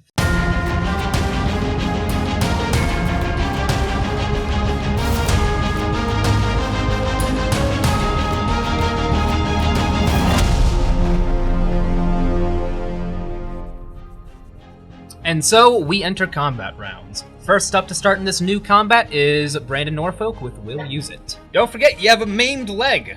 It's fine. You're moving at half movement speed without the support of Cornelius, and you have a -6 to all physical skills as well as your base defense. Okay. How's the plan? 5-foot free step, secondary to whip my axe out, and primary to chuck it. Alright, and with that, you pull out your woodsman's axe, you go to chuck it, roll the attack roll. 37. 37. 37 is a hit on the first creature. Roll damage. For your woodsman's axe, I'm going to give you 1d4. 9 damage. 9 damage. Will use it, pulls out his axe, throws it across the way to the nearest black silhouetted unidentified creature. And with that, you see your axe stick right in it for a moment. As the creature clawing at the stranger kind of looks down at the axe before it looks back up at you, and poof! The creature just disappears in a black of smoke, and the axe drops to the ground. What the fuck? After that, it then jumps over to Roran Rema. Alright, I'm gonna move up a few spaces so I can get a good clean shot going. Alright. I still only have a basic bolt in, so I'm just gonna use that, so not that. Use secondary action, and I'm gonna take my shot, and it is a 28. 28. With your bolt lined up, this time you're not ready to miss. The bolt flies out and lands directly into center mass of this small creature. Roll damage. Did you do silver or steel? Just steel. That would be an 8. 8. And with that, the creature lets out a squeal. Ah! As it looks over at you. And then it jumps over to, after Roar and Rema, to Feldristan. Oh boy. Alright. I'm going to start by 25, 30 feet forward, and then start doing whooshy whoosh. Let's do range AoE damage, base water, regular 1, and then empowered 2 points. Alright. That'll be 7 seconds cast time. It will cast on your next turn. After that, it then jumps over to, from Feldristan to Cornelius Barris. Oh boy. What will Cornelius do next? Can you hand me your shovel so I can chuck that? Not me shovel! Yeah, I'll just hand Will my shovel. Just like axe, shovel. And is that it for your turn? Yep. Alright, after that, it then jumps over to the stranger, who takes his sword and he thrusts it into the creature that just had a bolt driven through it. And he misses horribly. Like, the creature's like right in front of him, and he just kind of swung off to the side a bit. Back! Back, I say! And then it goes to the two creatures, who look up at this man, and they leap onto him. Oh, I no. told him to run back to us. And then, as the creatures, they just cling onto this guy's body. It then jumps over to, back to the top of the initiative, we'll use it. Do I have to do a cold shot to knock it in this instance? Yep, it is a -10 called shot in order to hit the creature attached. A natural 1 results in you hitting the victim instead. What are the odds that I roll on that? Well, now that you said it. I know, right? No, it's not 120. 25. With the -10? With the -10 in my name, so Alright. That's a hit. With Cornelius's shovel. You yeet that shit. But you yeet that shit and you hit the creature. Roll damage. 9 damage again. 9 damage. And with that, you've killed one of the two at random. Another one of the creatures goes, but not the one with the crossbow bolt still sticking out of it. It then jumps over to Roar and Rema. Alright, secondary action, reload another round. Reloading. Hopefully this will be my last shot. I line it up, and I hope for the best. 1. Natural one? No. Alright, with the regular one, it's just a miss. But after that, it then jumps over to Feldristan. My crossbow would have exploded. Save him, Thomas. How healthy does this guy look? He's got armor. Spells are still blocked by armor. Alright, I'm just gonna run forward a bit. That's the run thing. I'm just gonna look at him and make, sorry, this is gonna be a bit uncomfortable, and just launch out the spell. I empowered it by 2, so this is 3d2. Odds and evens. 4 damage. 4 damage. And Tom Tom. That is exactly lethal! Have a bonus 5 XP as you launch your water blast at this single creature that is leeched on to the It's not stranger at the man. single. It was area Oh, it was spell, area. so it's just a blast, like a slice of water rushes over him, so it hits the creature and him. Luckily, he is completely unfazed. His armor was enough to block the water damage. But from that, you do your blast, and immediately the creature just in a puff, and the crossbow bolt drops to the ground. With that, you guys have successfully killed the creatures. Everybody gets plus 180 XP. Oh my god. Hell. Additionally, everybody gets a permanent +2 to their knowledge monsters. So, this guy, this stranger, turns around to face you as you all approach him. He takes the large sword he has, and he sheaths it. He kneels down on one knee, bows, and goes, "I thank you, dear gentlemen." He stands back up. "Sir Marcus of England, at your service." Oh, a pleasure to meet you. I'm Feldristan, and Hello, Sir Marcus. I'm Cornelius. We'll use it. Roar and Rema.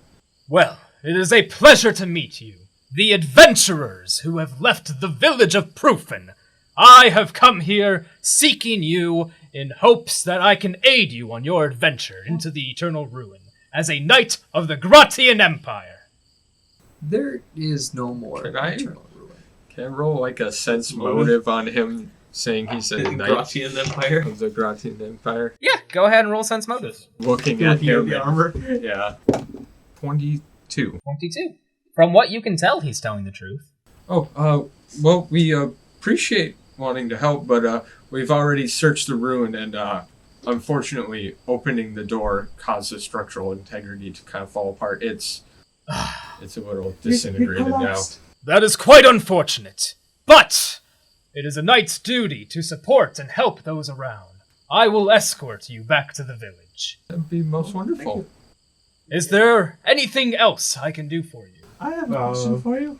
Yes, Sir Cornelius. That's correct. Do you know much about weapons? Weapons? I know a thing or two. Could you take a look and try to identify this weapon that I picked up? Well, I can certainly try. Which weapon do you hand him? The unknown weapon. Oh my! I've never seen anything quite like it. I have no idea what this is, but it's certainly a sword of some sort. A very fine weapon. Thank you for the information. Now, as for the rest of you, it's best we be returning to the village of Proofen. But of course, there is but one formality I am obligated to ask. Do you have with you a writ of exploration? Yes, He takes the writ, looks it over. Splendid! Elderman William said you had this. It's always important to check proper documentation. glance back at it, make sure he didn't do anything weird before I rolled up. Now, shall I escort you back to the village of Proofen? That would be appreciated. Yeah, sure. And again, thank you for saving me from those dastardly creatures. I have no idea what they were, but I am certainly in your debt. Could we roll a monster check on them? Yes, you can. Everybody can get one chance to roll a knowledge monster check on those creatures. If you pass, you get 5 XP. Oh my god. 19. 13. 11. 15. Nobody passed the DC, but I'll give it good enough for Mac. You can get the 5 XP bonus because you did meet half. That was a DC 32. Extra credit, baby. Fucking lord. You guys have just fought off a small pack of Darklings. Darklings are a mythos creature, particularly a creature of the Netherworld, that you very rarely, if at all, find outside. That's a little concerning. You do know that Darklings are often attracted to ethereal disturbances, but you have no idea how that relates to the area. Now, as I said, I am in your debt. Shall I escort you back to the village? Is there any sort of check I can do to, like, investigate him? You can roll knowledge politics to try and identify him. Oh my god! 7. Might as well try. Everyone can try. Got an 8. 8? 12. 12. 19. 19. Oh. 12 and 19 are enough to pass. 19 is even enough to know the specifics of his equipment if you want. Both of you, actually, after spending some time looking over the man's appearance, his rack shack equipment, you actually recognize the man you're talking to. You've never met him before, but there are certainly plenty of stories of the Knight of Fukel. The Knight of Fukel is Sir Marcus of England. He is a person who was appointed a knighthood in Gratia and is largely considered a disgrace of a knight and the laughingstock of the Gratian Empire. So he was knighted as a joke? Kind of. What happened is that he had saved Empress Philippa Valsteyer's son in a absolute freak chance encounter. He was offered any one thing of his deepest desire, and he chose a knighthood. He comes from a nothing backwater village. He comes from no wealth, no renown. And while the Empress agreed to grant him a knighthood, she did not grant him any of the funding, the equipment, the lands, the titles, only the actual knighthood itself and the power that comes with it.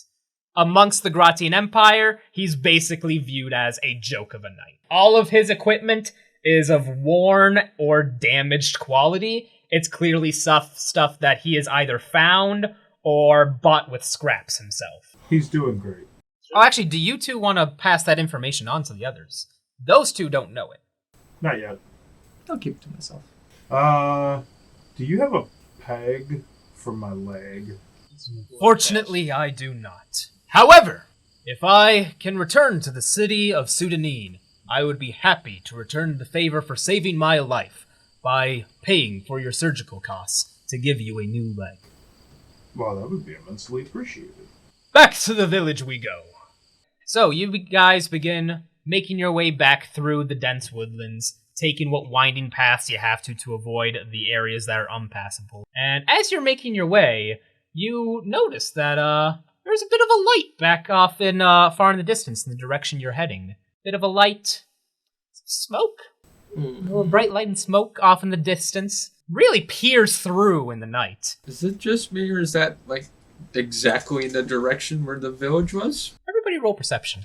Oh, boy. Oh, Seemed God. like more of a Betty to me. 4? 11. 11? That is 30. 30! Oh my fuck. 13. Wow, and that with 30, you're the only one who hears this, is that very muffled, very clearly far off in the distance, you can hear what sounds like screams coming from the direction of the light and the smoke. Oh, everyone, there's screams coming from where the light and the smoke is. Alright, Oh, no. double time, people. I think Let's we go. need to hurry. Let's move it up. The village of Proofin is in that direction! We must make haste, gentlemen! The village could be in danger! Yes, let's go. Agreed. Now. You guys begin making your way, and the closer you get and the more time passes, you see that light grow bigger and bigger, the smoke growing larger and larger. And very quickly you guys realize that likely the entire village is on fire. But after some time, as you start to draw closer, you hear the screams momentarily get louder and louder as more of the villagers are awakening and seeing what's going on in the night, and then they grow quieter and quieter. And so, the group of you return to the village of Proofin, and immediately you can see the entire village is on fire. The entire area is ablaze, and you can see ahead of you there are the bodies of some of the villagers. What do you do? Well, we have a water mage with us. There is definitely too much fire for your mage. Maybe if I knew some glyphs and I had some other stuff and time, I need time and materials. I can't. Let's just go see if there's anybody we can See if we save. can find any survivors. Yeah. You guys also hear Sir Marcus going, "No! The people!" as he rushes over to the bodies as quick as can be. Not much we can do for the already dead ones. Right. Everybody keep a lookout. Obviously this wasn't by accident that these people are dead. Alright, so as you round the corner, you guys can see bodies have been torn asunder across the village roads. You can see that the buildings are on fire. Some of the corpses are already burning beneath them. Ahead of you guys, you see a interesting creature. You've all heard of the likes of dire wolves, very large wolves, but this is something else. This creature appears to be with the size and appearance of a dire wolf, but you can see that instead of the classic white fur and red eyes, this creature is of orange fur. You don't know what it is, but as you guys round the corner, Sir Marcus draws his sword, and you guys are allowed one surprise round as the creature ahead of you turns to face you. Oh, Sir Marcus, hold fast, and we'll meet it here. Surprise rounds, Max started off. I'm just gonna say I'm gonna shoot it. From here? That's quite a long... No, Yep. I'm gonna haul my ass up there. He has drawn his sword, God damn it. and with the sword drawn, he charges in as fast as he please. Marcus, The people! the people Okay. are dead. I'm gonna use my action to switch to a silver bolt. Do you have silver bolts? I have one. Thomas, what is Feldristan going to do at this time? Right, I'm just gonna move there. That's 25 feet of movement. And I'm gonna start a spell. Range, damage, level 3 water. That's a base 3 Aether points. And I'll pump 2 more into it. That's 5 Aether cost spell. And that will go off next round. And so I'm just gonna stand there. All right. Cornelius Barris, what are you going to do? Well, I'm gonna uncouple from, or should I stay coupled up with these so we can move? No, we're good. Sure. I have range. Okay. And ammunition. I can't. They're already dead. I'll just try to stay close to Marcus for this turn. Okay. We're just gonna 5-foot free step, pick up that body. Roll a strength check. 20. 20? You pass. You pick up the man of that guy. The man of that guy. I'm sure you knew his name at some point, but also you've only been here a month and it's Will Use It the Awkward. So it makes sense for you to be like, oh no, not him. But you do manage to pick him up. He counts as a 1d8 crushing weapon. So you just want to toss him from here? Yeah. Are you just gonna yeet this body across the field? Yeah. Oh my god! Is that natural 1? Yep, natural 1. So, you take this body, heave-ho it onto your shoulders, and ready to launch it. But as you go to fling the body, you actually lose grip, and your hands just slide underneath it. The body drops behind you. That's your turn. From there, we go into full combat rounds. Mac, I already have your initiative. Everybody else roll.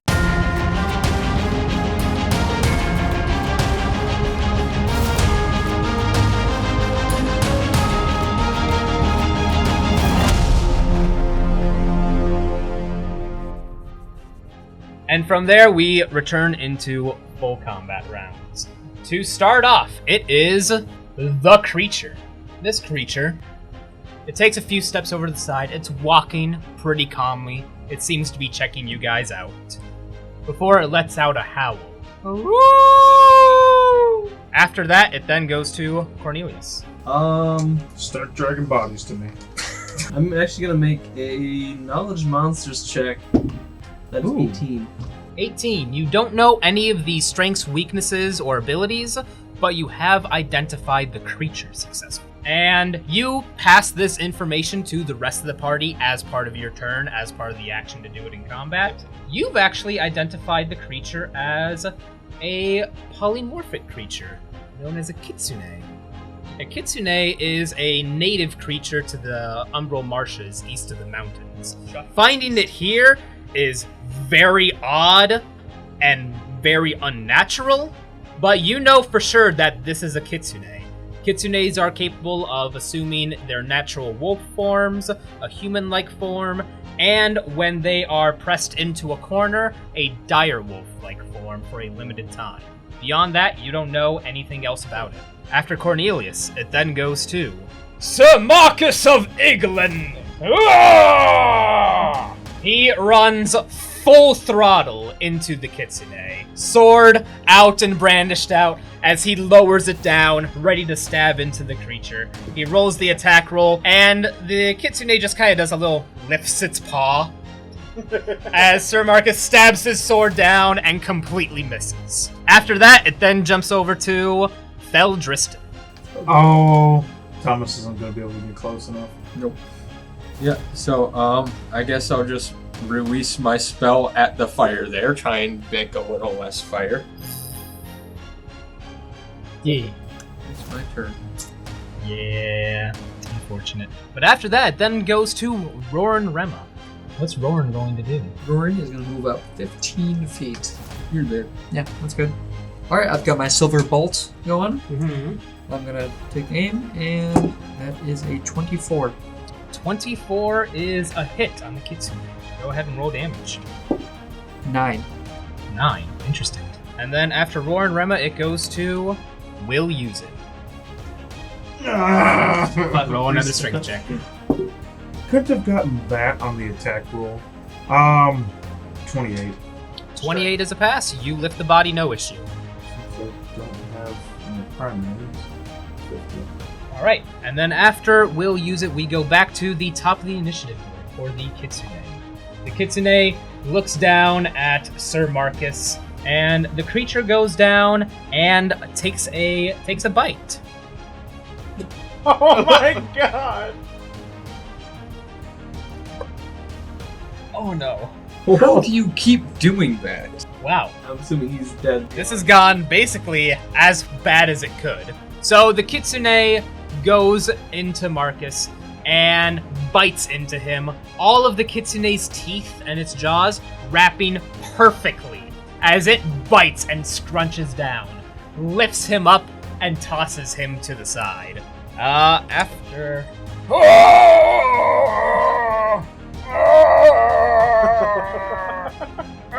And then it goes over to Cornelius Barris. The good news is he's not alive. dead. Well, the bad news is he's very far away. 30. I can't do anything from here. You can use your primary action to do anything a secondary action would do. So you can keep moving. Yeah, but then I wouldn't be able to do anything once I got there. Are you doing anything otherwise? No. Good point. I'm going to stay on I would stay on his right. this side. And I'm also going to put 5 feet of distance between us. Alright, after Cornelius Barris, it then jumps over to Sir Marcus of England. You can see him up close and personal now. You can see bite marks that dig into his flesh, but somehow have not killed him yet. He gets one knee up, the sword plunged into the ground, he props himself up, and he takes the sword out of the ground and yells, "For the people!" Holy shit! You're a monster! It then goes to Feldristan. He does not have enough of his turn to actually charge in right now. Feldristan, what are you going to do? Digging into your life more. I don't know if I want to. The only thing I've got. Not We have seconds. no idea how long much it's spent, how yeah. much health it has or anything like that. Also true. You also know that even in the Umbral Marshes, kitsunes are very rare creatures, as they are largely coveted as good luck charms in our hunting. That's terrible. You know what? Can I do like a perception check on like the bodies and see if it looks like they were killed by this kitsune? Yes, go ahead and roll perception. 6. 6. Luckily, the DC wasn't high for that. Very clearly, you can tell that every single body that's not burning in the fires has similar bite and thrash marks. Very clearly from the kitsune. Okay. Look, I'm helping. At least we know it was that, and we're not Killing killing a innocent thing. decoy. And then it goes to Lauren Rema. What will you do? I'm gonna reload and firing at the thing. This is also the steel bolt. Yeah, this is just a steel bolt. This is I can't do math. 21. 21. You're wrong, Carrie. Yeah, so it Plus should be five. plus Okay, the 14, not plus 23. 12. 23. And with that, you've launched your crossbow bolt, and it hits. Roll damage. 2. Very interesting. Ow. A 0. There's a 0 on that. That's a 10. That's a 10. 1d10. I'm learning a lot How today. did you get 2? Max damage. That's very different. There's a 0 on there. And with your second bolt flung at the kitsune, this second bolt lands straight into the eye of the creature. And with that bolt, the creature just lets out, or it slumps down, and you see the thing crunch, twist, and contort into a much smaller, actual wolf-sized form of itself. Is it actually dead? It is. Oh. You guys have killed the kitsune. What do I do with this? Everybody gets 120 XP. And so we continue. And you hear Marcus from across the field by you guys shout, "Good shot, lad!" Alright, Marcus, quick little aside here. When I say hold, we should hold. You guys hear the kitsune interrupt you from across the way. And you see it's not completely dead yet, as it starts physically changing and morphing. The bones start popping, extending, the body growing bigger, and it starts to take on the curves of a naked woman. who's lying there with long orange hair covering the bits, Mac, with a noticeable crossbow bolt still in its eye, and another one in its chest. I'm sorry. And she dies. How could you? Can I roll sense motive on that? I'm sorry. Yes, you Is can. she actually sorry? Oh god, that's ridiculously high. Why am I rolling so good on that? 24. 24? Yeah, she was genuinely sorry. You don't know what was going through her mind or what was going on, but you do get the sense that she did not want to slaughter the village. She killed like a few dozen people. Yeah, but she's cute though. So. Well, she's dead now. Can I get my crossbow bolts back? Just. Can I do quick recovery? Is that per combat or like per day? It's per combat. So yes, you can roll a quick recovery for Sir Marcus, who is severely wounded. Roll a medicine check. That is an 11, so that is 40. 40 is a pass. Go ahead and roll 1d4 to do quick recovery on Sir Marcus. 2. 2. You brought him up a little. Ha! Thank you, son. Ha! I'm sorry. She's sorry for being slain by a good man like Roar. I'm sad. Well, this has gone horribly wrong, but I assume the fires will burn out eventually. I am certain we can leave the forest and the villagers to the people at Fort Culture.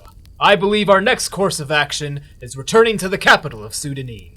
And one more bit, Marcus. I appreciate the enthusiasm and the help, but we should be a little bit more tactical in our battles. We can't just rush forward. If we hold a line and draw the enemy towards us, it gives everybody time to prepare and attack in tandem. Roll persuade. Oh boy. 20. Ha! You certainly are the adventurer I made you out to be. Tactics makes the difference between life and death. You're right, son. I lost my head when I saw that devilish creature had killed the poor people, and I was not there to defend them. So, I will hold back next time on your lead. Appreciate it. Right. Cornelius, you seem to have a good eye. Could you look around here, see if there's any clues or reasons why this kitsune might have been around here, might have attacked? This is all very strange to me. I don't trust it. roll a 1. Probably. That's an 11, so 22. 22? You don't know why a kitsune would be here. This is the first time that you are certainly aware of that kitsune has ever been west of the mountains that divide the western reaches from the Umbral Marshes. That being said, you guys are right up against the mountains that divide the two. It is theoretically possible that something just drove it over the mountains. Can we see if there's like tracks leading out of the forest so we can see it actually walked out of the forest? Yes, roll survival. And survival as well. 4. I got 3. 2. 3. Everybody got less than 5. Marcus, Marcus can you help has us to out know here? something. He found us. He got a 4! Of course, son. It's not my first time around the block tracking a monster. It's not my first time tracking down, It's my first time tracking down a monster. However, I trust my skills. He starts looking around the area. The fire still raging around you, and the very pungent smell of burning house and flesh, as he's just taking his time, gets low to the ground, starts leveling the area, kind of seeing how it differentiates, gives it a sniff. The kitsune is what you called it, correct? Yes. Well, it was certainly here. No shit! No. He has a point. The people of the good Fort Cultra to the northeast will certainly be here soon to put out the fires and report the bodies. I shall escort you to the capital of Sudanine, just a few days to our west, and make certain you get there with safety and security in your hearts. Is this the sort of thing where maybe we should wait around and explain what happened? I feel it seems kind of sketchy to just... Okay. I am a knight of the Gratian Empire, and we can make our report at the barracks in Sudanine. For now, it'd be best to let the good people of Fort Cultra handle this on their own. and I may not be allowed to be here. He just said... What? You what? I may or may not have been given explicit instructions to not go to the village of Proofin. Can I ask Why? We should make way. The village is burning. Oh, this Sense is gonna be bad. That's weird. That 19. 19? 14. 14. 13. 19 and 14. Both of you pass. Yeah, he's hiding something. All right, okay, we'll go, and that's fine. We do need to get out of here, but we need to know why you were specifically told not to be here. This seems like something that could get us in a lot of trouble. I'll treat you on the way. I got my writ, but that only gets us out of so much. What's going on? Roll persuasion. 20. I understand, and you make a very fair point, Mr. Driston. Perhaps we should discuss this not in the burning village in forest. Yes, we can do it on our walk, in which we're walking. It's walking. Late, and the journey to Sudanine will be days. Perhaps we should set up camp. Yes. And I will tell you everything that you wish to know. Yes. All right, sounds good. Fair. Alright, so you guys continue into the forest, making your way outside of the village. And you can already hear the footsteps of soldiers in the distance barking orders, starting to clear out the fire. They're doing their job, you guys are doing yours. You set up your campsites for the night, and as you do so, you begin treating everybody's wounds, failing at Marcus. Good job there, buddy. So, any questions you have, ask away. Alright, so specifically, you're not allowed, you were told very specifically not to go to that village. Why is that? The village of Proofin is considered a public domain inside a military zone. As a military personnel, I was told I was not allowed to enter the military zone whatsoever. So I traveled to the village as a private citizen, concerned for the well-being of the people there. Did you hear the rumors about them testing on monsters in culture? I never heard anything of monsters, but I did hear of monster activity in the area, and it was the only lead I had to protecting the good people of the Gratian Empire. So, if you were protecting the people, why'd you come look for us? Well, I figured who needs more protecting than the people traveling into the monster-ridden territory? When I came to Proofin, I was surprised to find that they in fact had walls with spiked barricades, a high military presence from the Empire, and I realized the village was, quite frankly, probably fine without me. Okay. Which makes it very strange that it actually got attacked like this. You said there's rumors of they're testing on monsters in this area? I believe so. From my time here, that's what I understood, is they're doing something with them in the fort. That's very worrying that they're testing on monsters and then it just got attacked by a monster. I'm sorry, Mr. Driston, but I believe you are incorrect. As you see, the Gratian Empire, if they are doing tests on monsters at Fort Cultura, that is a secured military facility with all of the highest safeguards. As a knight of the Empire, I would know that their facility would be foolproof. Can I roll a sense motive to see if he actually believes this? I feel like he does. That is 22. As far as you can tell, he thinks he's telling the truth. Should we go check on this fort and make sure it's still intact? Oh, that's very much outside of where we're allowed to be, and we can hear soldiers over there. So, No. I don't want to get hanged. Fair point. Very much enjoy living. Breathing is a thing I do. I assure you, gentlemen, the Gratian Empire is not without its flaws, but the military might of our great nation cannot be counted for less. You have nothing to fear of Fort Cultura, on my word. But I believe more than anything it has been a long night for all of us. I shall take the first shift. You gentlemen get your sleep, turn in for the night, and I will make sure no dastardly creatures come to us. Can die. I wanted to do like a little aside with Will. Just like, Will, you're taking the morning watch. Would you mind just staying awake and watching him? I don't really trust him that much. Sure. I can do that. All right, so you're going to be staying awake all cleverly and slyly? Yeah. All right. And so the first watch begins at your campsite in the night. Oh no.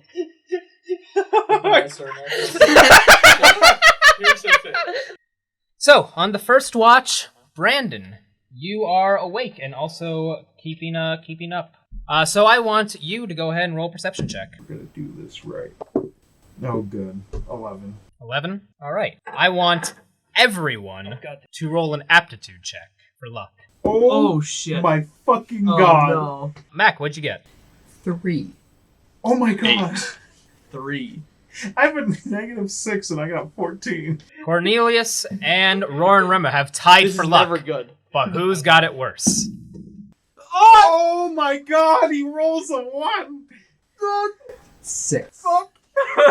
Sir Marcus is standing guard, watching the camp, keeping his eyes on the surrounding scenery, making sure no dastardly monsters or animals kill his friends. That is, until you guys all pretty collectively hear. Oh, Lord, the fence! Oh my gosh! He's stabbing my ankles! Oh no! I need you to take 6 damage. And from that, that's the surprise round of combat.